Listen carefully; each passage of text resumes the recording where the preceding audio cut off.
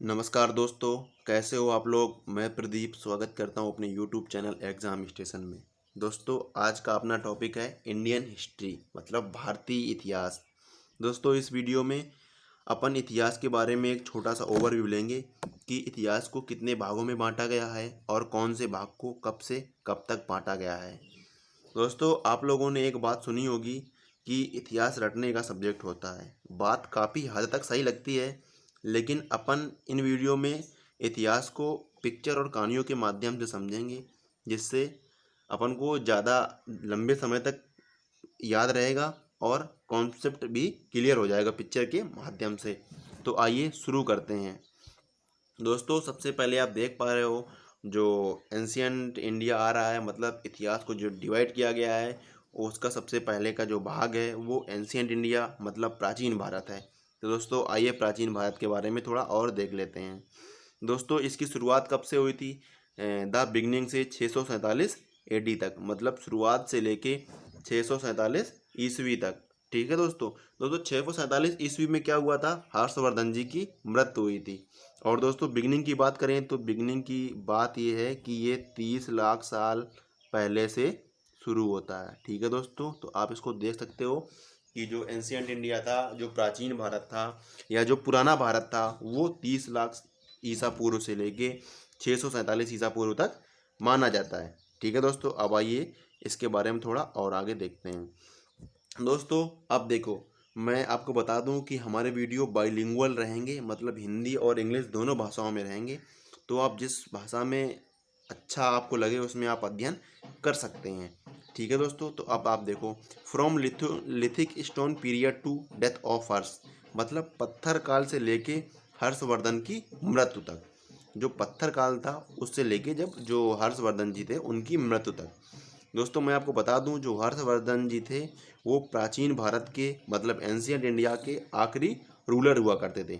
ठीक है, इन्हीं को आखिरी रूलर माना जाता है। ये भी क्वेश्चन आपके पेपर में कई बार आया हुआ है, तो मैंने सोचा आपको बता दूं। तो अब आइए थोड़ा पिक्चर के माध्यम से समझते हैं। दोस्तों, यही वो एंशियंट इंडिया था, यही वो एंशियंट इंडिया था जिस टाइम पीरियड में क्या आया? हड़प्पा सभ्यता आई। ठीक है दोस्तों, और कौन सी आई? वैदिक सभ्यता आई। और महाजनपद इसी में आए। क्या है? महाजनपद, नंदवंश। और धार्मिक आंदोलन जितने भी हुए, बहुत सारे धार्मिक आंदोलन हुए। ठीक है दोस्तों, क्या हुए? धार्मिक आंदोलन। और मौर्य काल इसी में आया। क्या आया? मौर्य काल। और दोस्तों, इसमें महान अशोक जिन्होंने कलिंग वार लड़ा था और फिर उन्होंने युद्ध न लड़ने की कसम खाई थी। और दोस्तों, इसी में क्या आया अपना? गुप्ता काल। तो दोस्तों, आने वाले वीडियो में अपन सबके बारे में सब कुछ अच्छे से डिटेल में डिस्कस करेंगे। तो अब आइए मैं आपको पिक्चर के माध्यम से समझाने की कोशिश करता हूँ। ठीक है दोस्तों, अब ये देखो, ये मैंने आपको एक स्टोन एज की मतलब पाषाण काल की फ़ोटो दिखाई है, जिससे आप थोड़ा अपने दिमाग में कॉन्सेप्ट बिल्ड कर सको। अब आप देखो इस पिक्चर में जो भी जितने भी आदमी इसमें काम कर रहे हैं वो सब पत्थर से काम करते हैं। मतलब आप गेस कर सकते हो कि इस काल के लोग पत्थर से ज़्यादा अवेयर थे। तो इसलिए इस काल को क्या बोला गया? पाषाण काल, मतलब पत्थर काल। ठीक है दोस्तों, तो अभी देखो, पाषाण काल से कब तक है? हर्षवर्धन की मृत्यु तक। मतलब जो अपना प्राचीन भारत था वो कब से कब तक था? पत्थर काल से लेके हर्षवर्धन की मृत्यु तक। और ये रहे हमारे हर्षवर्धन, जो कि प्राचीन भारत के आखिरी राजा माने जाते हैं। ठीक है दोस्तों, तो आप इनको देख सकते हो। अब आइए आगे देखते हैं। दोस्तों, अब आपने देखा कि प्राचीन भारत समाप्त हो रहा है। तो दोस्तों, अब आपके दिमाग में एक बात आनी चाहिए कि जब प्राचीन भारत समाप्त हो रहा है तो अब इसके बाद क्या होगा? तो जब प्राचीन भारत समाप्त होगा तो क्या? मध्यकालीन भारत शुरू होगा। ठीक है दोस्तों, क्या होगा? मध्यकालीन भारत शुरू होगा। तो अब दोस्तों, मध्यकालीन भारत कब से शुरू होगा? जब से प्राचीन भारत समाप्त होगा। तो प्राचीन भारत कब से समाप्त हुआ है? प्राचीन भारत कब से समाप्त हुआ है?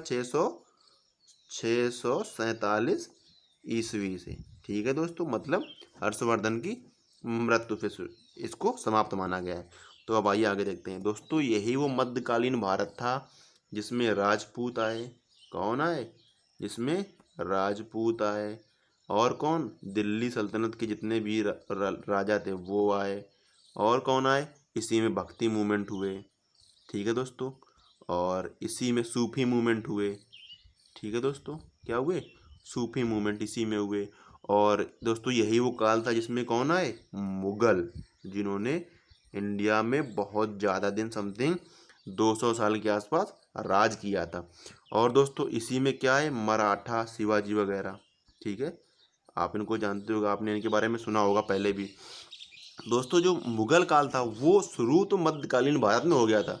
जो मुगल काल था वो शुरू तो मध्यकालीन भारत में हो गया था, लेकिन दोस्तों उसकी समाप्ति कब हुई, 1857 में, मतलब आधुनिक भारत में।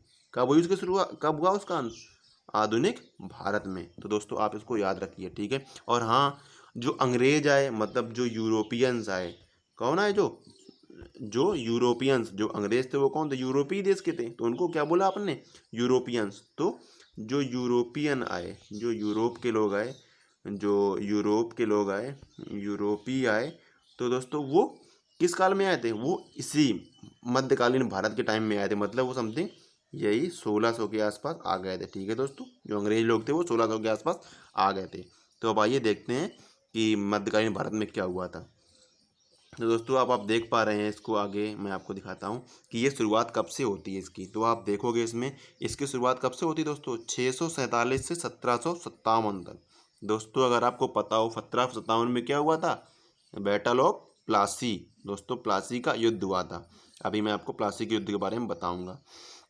तो आप देखिए, आप from death of Harsh to battle of Plassey, Harshvardhan की मृत्यु से प्लासी के युद्ध तक, ठीक है दोस्तों। जो मध्यकालीन भारत है उसको कब तक माना जाता है, उसको माना जाता है हर्षवर्धन की मृत्यु से लेके प्लासी के युद्ध तक। आप इसको भी याद रख सकते हो और इसको, दोनों को आप याद रख सकते हो। अब आइए मैं आपको फिर से पिक्चर दिखाता हूँ।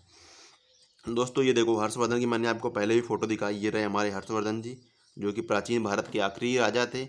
और ये कब से कब तक रही, ये रही प्लासी के युद्ध तक, मतलब बैटल ऑफ प्लासी तक।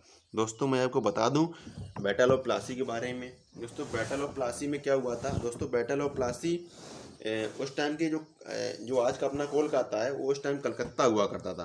तो दोस्तों कलकत्ता की एक प्लासी नामक जगह पे हुआ था, इसलिए इसका नाम पड़ गया क्या, प्लासी का युद्ध। दोस्तों इस युद्ध में जो जो अंग्रेजी जमाने के जो अंग्रेज थे, जो उनके गवर्नर जनरल थे, वो थे रॉबर्ट क्लीव।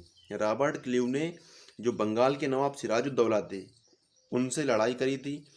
तो दोस्तों इसमें क्या हुआ था कि जो अंग्रेजी सेना थी वो केवल कितनी थी, 3000, और जो नवाब की सेना थी वो थी 50,000। आप गेस कर सकते हो कितनी ज़्यादा थी।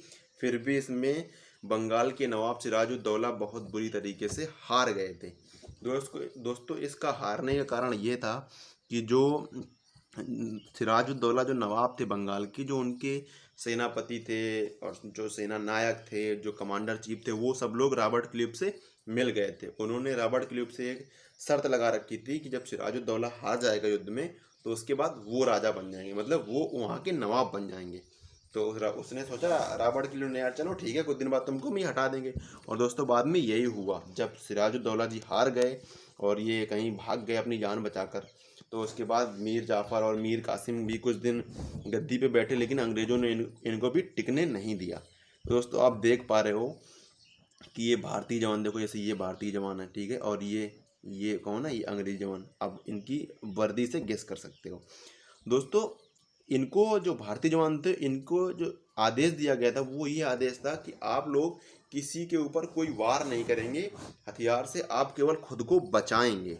तो दोस्तों आप एक बात बताओ, कब तक इंसान अपने आप को बचाता रहेगा बिना हथियार के। इसलिए दोस्तों इनकी हार का ये बहुत मेन कारण था। तो दोस्तों आप देख रहे हो कि अब जो मध्यकालीन भारत था वो समाप्त होता है। तो अब आपके दिमाग में बात आनी चाहिए कि अब जब मध्यकालीन भारत समाप्त होगा तो आधुनिक भारत शुरू होगा, क्योंकि इतिहास को 3 भागों में ही बांटा गया है। इतिहास को 3 भागों में बांटा गया है, कौन कौन सा, सबसे पहला है प्राचीन भारत, सबसे पहला तो प्राचीन भारत, ठीक है। उसके बाद क्या है, फिर है मध्यकालीन भारत, फिर है मध्यकालीन भारत, फिर क्या है, फिर है आधुनिक भारत। 3 भागों में तो ही बांटा गया है, 3 भागों में बांटा गया। तो सबसे पहले प्राचीन समाप्त हो गया, मध्यकालीन समाप्त हो गया, अब क्या आएगा, अब आएगा अपना आधुनिक भारत। तो दोस्तों अब आइए आधुनिक भारत के बारे में बता देता हूँ आपको। दोस्तों ये वही अपना भारत है, इसी टाइम पीरियड ने इसी टाइम पीरियड में अंग्रेजों ने क्या अपना विस्तार कर लिया था। ठीक है दोस्तों, अंग्रेजों ने जो छोटे छोटे राजा थे उनको सबको धीरे धीरे करके समाप्त कर दिया और अपना पूरा ढंग से एक्सपेंशन कर लिया, पूरे इंडिया में फैल गए थे दोस्तों। यही वो टाइम पीरियड था। और दोस्तों इसमें क्या क्या हुआ, इसमें सिविल रिवोल्ट हुए। ठीक है दोस्तों, और दोस्तों इसी भारत के काल में प्रथम विश्व युद्ध हुआ। ठीक है, और द्वितीय विश्व युद्ध हुआ, मतलब फर्स्ट वर्ल्ड वार और सेकेंड वर्ल्ड वार दोनों इसी टाइम पीरियड में हुए थे। और दोस्तों 1857 का जो रिवोल्ट था, कब का था, 1857 का रिवोल्ट जब से मुगल काल समाप्त होता है वो भी इसी टाइम पीरियड में हुआ था। और दोस्तों इसी टाइम पीरियड में जो इंडियन नेशनल कांग्रेस थी, आईएनसी जिसको बोलते हैं, 1885 में जो बनी हुई थी, उसका भी निर्माण इसी टाइम पीरियड में हुआ था।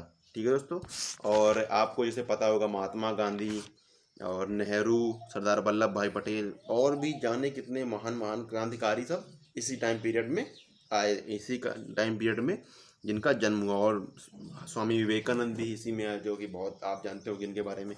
तो अब आइए आगे इनको सब अपन डिस्कस करेंगे, लेकिन अभी आपको मैं छोटा सा ओवरव्यू दे देता हूँ। तो अब देखते हैं आधुनिक भारत के बारे में। तो दोस्तों आप देख पा रहे हो आधुनिक भारत कब से, 1757 से आज तक। दोस्तों 1757 की तारीख से लेके आज तक का जो भारत है वो अपना आधुनिक भारत है। मतलब 1757 में क्या हुआ था, बैटल ऑफ प्लासी। और आज क्या है, आज तक क्या है, जो आप अभी तक वीडियो देख रहे हो। ठीक है, जो आप अभी तक वीडियो देख रहे हो ये क्या है, ये है अपना आधुनिक भारत। ठीक है दोस्तों, और 1757 में आपको बता दिया बैटल ऑफ प्लासी के बारे में क्या हुआ था।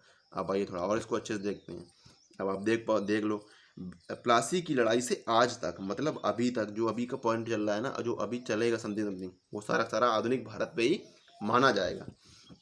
ठीक है, अब आइए मैं आपको पिक्चर के माध्यम से फिर समझाने की कोशिश करता हूँ। आपने देखो बैटल ऑफ प्लासी के बारे में मैंने आपको बता ही दिया।